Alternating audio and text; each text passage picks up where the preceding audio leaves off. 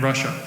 Is there a case in which the U.S. should militarily intervene, even if there is some chance of nuclear war? The U.S. should intervene if we are attacked. That's different. We should not intervene to provoke. And that's the big difference. So let me just explain in 2 minutes the Ukraine war. This is not an attack by Putin on Ukraine in the way that we are told every day. This started in 1990, February 9th, 1990. James Baker III, our Secretary of State, said to Mikhail Gorbachev, NATO will not move 1 inch eastward if you agree to German unification, basically ending World War II. And Gorbachev said, that's very important. Yes, NATO doesn't move, and we agreed to German unification. The U.S. then cheated on this, already starting in 1994, when Clinton signed off on basically a plan to expand NATO all the way to Ukraine. This is when the so-called neocons took power.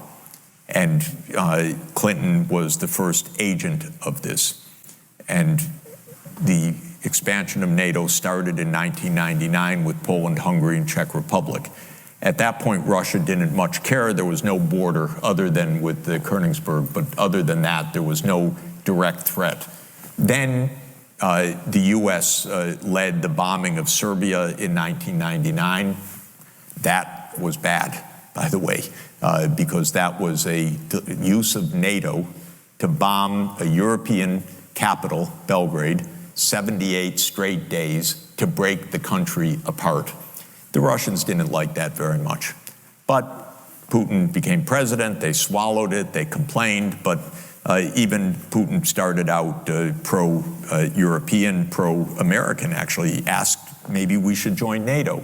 When there was still the idea of some kind of mutually respectful relationship. Then 9/11 came, then came Afghanistan, and the Russians said, yeah, we'll support you, we understand, to root out terror. But then came 2 other decisive actions. In 2002, the United States unilaterally walked out of the Anti-Ballistic Missile Treaty. This was probably the most decisive event, never discussed in this context. But what it did was trigger the U.S. putting in missile systems in Eastern Europe that Russia views as a dire, direct threat to national security by making possible a decapitation strike of missiles that are a few minutes away from Moscow. And we put in 2 Aegis missile systems. We say it's defense. Russia says, how do we know it's not Tomahawk nuclear-tipped missiles in your silos? You've told us we have nothing to do with this. And so we walked out of the ABM treaty unilaterally in 2002, and then in 2003 we invaded Iraq on completely phony pretenses, as I've explained. In 2004-05, we engaged in a soft regime change operation in Ukraine, the so-called First Color Revolution. It put in office somebody that I knew and I was friends with, and am kind of distantly friends with President Yushchenko, because I was an advisor to the Ukrainian government in 1993, 94, 95. And then the U.S. had its dirty hands in this. It should not meddle in other countries' elections. But in 2009, Yanukovych won the election, and he became president in 2010 on the basis of neutrality for Ukraine. That calmed things down because the U.S. was pushing NATO, but the people of Ukraine on the opinion polls didn't even want to be in NATO. They knew that the country is divided between ethnic Ukrainian, ethnic Russian. What do we want with this? We want to stay away from your problems. So in February 22nd, 2014, the United States participated actively in the overthrow of Yanukovych. A typical U.S. regime change operation, have no doubt about it. And the Russians did us a favor. They intercepted really ugly call between Victoria Nuland, my colleague at Columbia University now, and if you know her name and what she's done, have sympathy for me. Really. Between her and the U.S. ambassador to Ukraine, Jeffrey Sachs, who's a senior State Department official till today, and they talked about regime change. They said, who's going to be the next government? Why don't we pick this one? No, Klitschko shouldn't go in. It should be Yatsenyuk. Yes, it was Yatsenyuk, and we'll get the big guy, Biden, to come in and do an attaboy, they say, pat him on the back. It's great. So they made the new government, and I happened to be invited to go there soon after that, not knowing any of the background, and then some of it was in a very ugly way explained to me after I arrived, how the U.S. had participated in this. All of this is to say, the U.S. then said, okay, now NATO's really going to enlarge, and Putin kept saying, stop. You promised no NATO enlargement. It's been, by the way, I forgot to mention, in 2004, Estonia, Latvia, Lithuania, Bulgaria, Romania, Slovakia, Slovenia, 7 more countries in the not 1 inch eastward. And then, okay, it's a long story, but the U.S. kept rejecting the basic idea, don't expand NATO to Russia's border in a context where we're putting in goddamn missile systems. After breaking a treaty, 2019, we walked out of the Intermediate Nuclear Force Treaty. In 2017, we walked out of the JCPOA, the treaty with Iran. This is the partner. This is the trust building. In other words, it's completely reckless U.S. foreign policy. On December 15th, 2021, Putin put on the table a draft Russia-U.S. security agreement. You can find it online. The basis of it is no NATO enlargement. I called the White House that next week after that, begging them, take the negotiations. Putin's offered something, avoid this war. Oh, Jeff, there's not going to be a war. Announce that NATO's not going to enlarge. Oh, don't worry, NATO's not going to enlarge. I said, oh, you're going to have a war over something that's not going to happen? Why don't you announce them? And he said, no, our policy is an open door. This is Jake Sullivan. Our policy is an open door policy. Open door for NATO enlargement. That is under the category of bullshit, by the way. You don't have your right to put your military bases anywhere you want and expect peace in this world. You have to have some prudence. There's no such thing as an open door that we're going to be there and we're going to put our missile systems there and that's our right. There's no right to that. We declared in 1823, Europeans don't come to the Western Hemisphere. That's the Monroe Doctrine. The whole Western Hemisphere, after all. Okay, anyway, they turned down the negotiations. Then the special military operation started. And 5 days later, Zelensky says, okay, neutrality. And then the Turks said, we'll mediate this. And I flew to Ankara to discuss it with the Turkish negotiators because I wanted to hear exactly what was going on. So what was going on was they reached an agreement with a few odds and ends. And then the United States and Britain said, no way. You guys fight on. We got your back. We don't have your front. You're all going to die. But we got your back as we kept pushing them into the front lines. That's 600,000 deaths now of Ukrainians since Boris Johnson flew to Kyiv to tell them to be brave. Absolutely ghastly.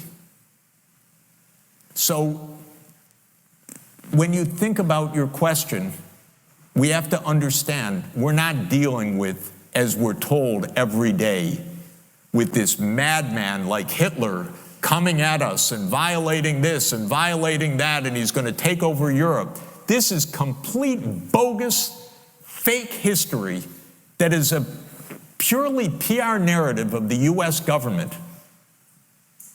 And it doesn't stand up at all to anyone that knows anything. And if you try to say a word of this, I got completely cut out of the New York Times back in 2022 after writing my whole life columns for them. Oh, I'd send this, okay.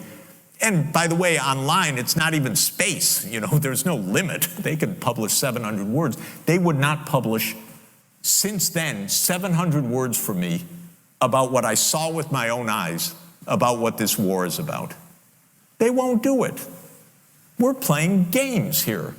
So, God forbid a nuclear power comes at us. I don't know what's going to happen. But we came at them. And we should stop going after China and Taiwan. It's not our goddamn business. Taiwan is part of China. The Taiwanese said it in the Republic of China.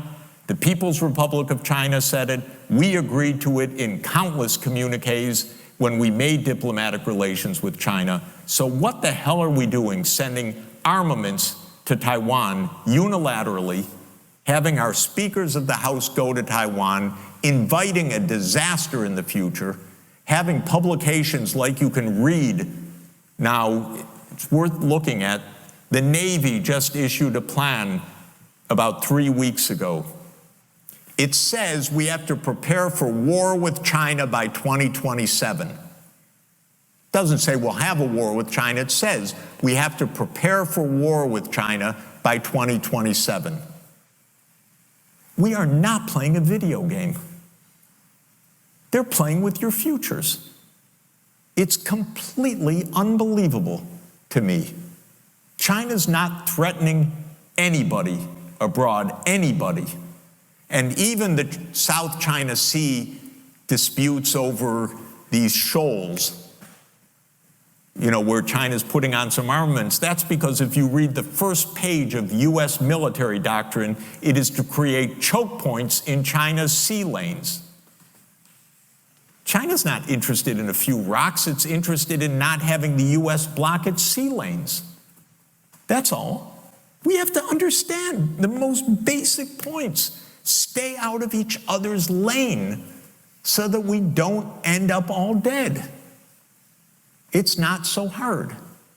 And by the way, if you study another game theory structure, and it's quite interesting for you to do for people who are formal analysts, if you study the hawk-dove game, or the game of chicken, as it's sometimes called, which says, if the other side threatens a nuclear war, don't get into a nuclear war.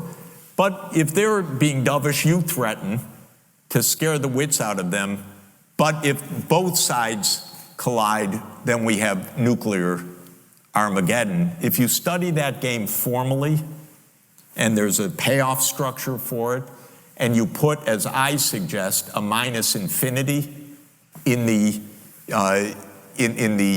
quadrant of hawk-hawk, then the equilibrium solution is dove-dove, okay? The mixed strategy is to put 0 probability on playing hawk, because when you multiply minus infinity times any finite probability, positive probability, you get minus infinity. And so the logic is, don't play chicken with nuclear arms. Don't. And to the CIA director, I say, don't tell me whether Putin's bluffing or not. I read your memo of 2008 about how much Russia is concerned about NATO enlargement to Ukraine. It was leaked by Julian Assange, by the way. The same guy who's our CIA director was US ambassador to Russia then in 2008. He wrote a memo called Niet Means Niet, which explained how it's not just Putin, it's the whole Russian political class against having NATO in Ukraine. And then he tells us now, don't worry about it. Because they're playing games with you. and me. And I really resent it.